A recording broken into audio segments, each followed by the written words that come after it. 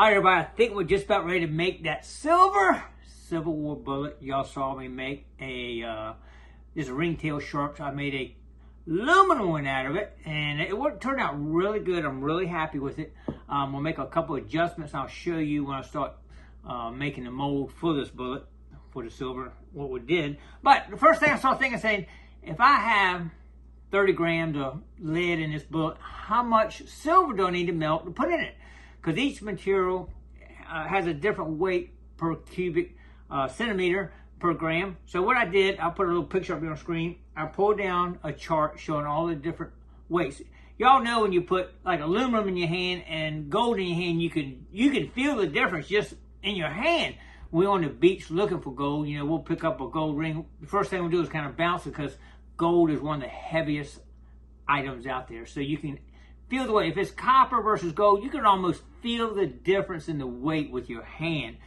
So what I want to do, I made up a little spreadsheet with some calculations in it, where if I put how much this weighs, it would tell me how much I need to melt for other metals. So anyway, I'm going to run through that with you real quick. I just did it for myself. I thought I'd show y'all how I did that. Check this out right here. All right, everybody, what I did here is made a little spreadsheet so I can calculate how many grams I need of different materials if I want to make it out of something else.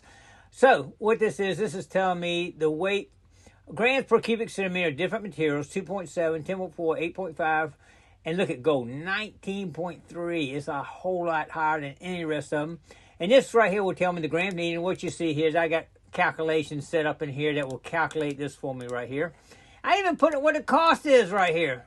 And we looked online and got a lot of the prices per gram. But anyway, this bullet I got is 30.7. Let's just put 40 in here, just so you watch it change. Watch it change. Bam! All right, so if I made a 40-gram bullet out of aluminum, I need 9.52 grams. Silver, 36.68, so it's a little less. Lead's heavier than silver, as you can see. 29.98 brass, but gold is heavier than lead. So look at 40 grams of lead will end up needing 68.08 grams of gold. Now, that's pure gold. Now, what we got, I'm probably, if I made one, it'd be out of 12 karat, which is actually only 50% gold and 50% a lot of copper. So it will be a little bit different, but it kind of gives me an idea. But the price is right. It's $30.09 per gram. It cost me $2,000 to make a gold bullet that weighs 40 grams. That's amazing, ain't it? But anyway, I made this so it can give me an idea when I go out here and start pouring. I get an idea how much silver, for example, I need to melt down in my crucible to pour into that. All right, let's get out here and get started. Here we go. All right, I want to talk just a little bit about this ringtail sharps that we're going to reproduce. As you can see, look, if you look right there close, it's got some imperfections in the mold right there. And you see some imperfections right there. You see it right there on the corner. And it's little bits and pieces all around this thing. It's not a perfect mold. Actually, look at the end, you got like an actual hole in it. And a little piece, I actually popped it off. It was a melted piece of lead right there. So my point being, when you see the bullet that I make, it's not going to be perfect because the original bullet is not perfect. You'll see the stuff in here. Anyway, that's what it's going to look like when you do a sand cast. I just want to show y'all, before we get started, what's going to happen here. It's not a perfect mold. It's actually a copy of a bullet from the Civil War. All right, let's get started. Here we go. All right, we're ready to get going again on our next sand casting project here. Let me go ahead and get some sand and put it in our mold here. I got on a piece of plastic here so we can actually try to save some of it. But if y'all remember before, we got to pack this down in here super tight. Let's see if we can get it in there good. And then what we'll do is start making our mold here. But let's get this packed in here really good. So it's even with the top here. And the bullet's going to be going up in that area right there. But I want to pack it down good. Make sure we got plenty in here. The tighter you get this, I'd say probably the better mold you'll have. So I want to make sure we got a good amount up in this area right here. This is where the bullet will actually be right in here. Make sure it's packed down good and tight. And she's still packing in there, so I'm going to continue going on. Not sure how much, but it's looking like it's getting to the point that we can scrape the top. Alright, once you get to this point, packed in there that good, you want to take this and cut it down like that.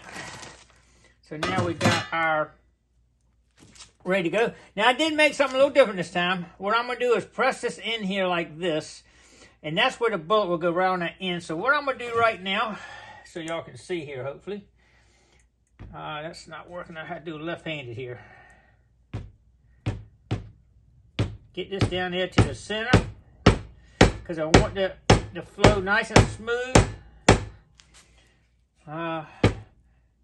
This is a new test technique here. I think what that'll do is create a nice pouring area, and I can actually clean this out right here because I don't need that. I don't want anything falling into it as a liquid metal goes in there.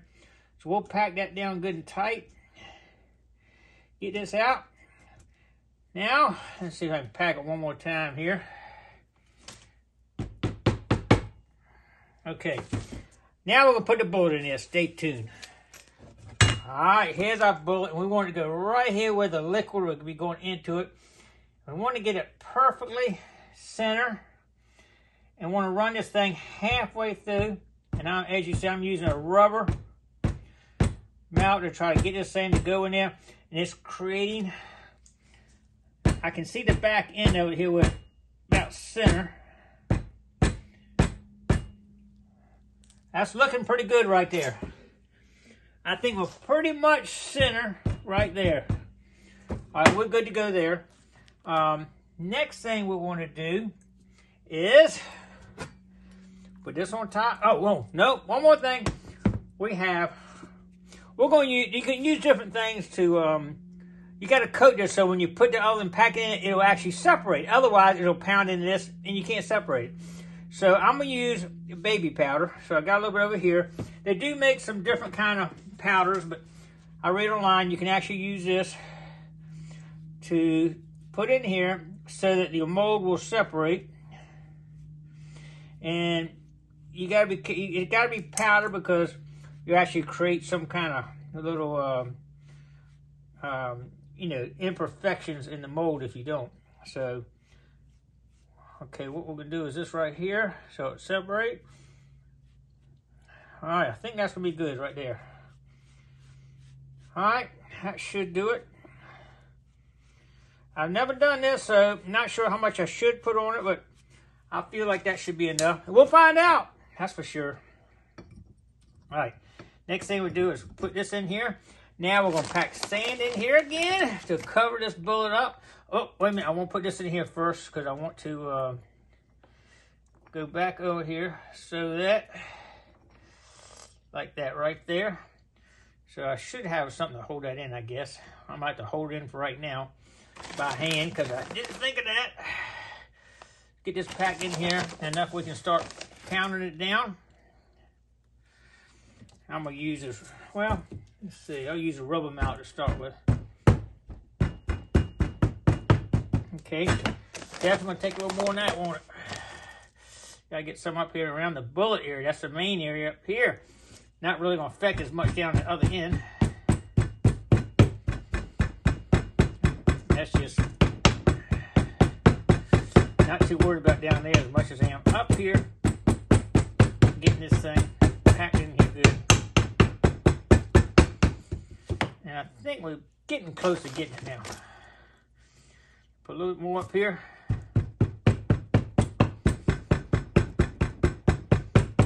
Okay, I think we got it.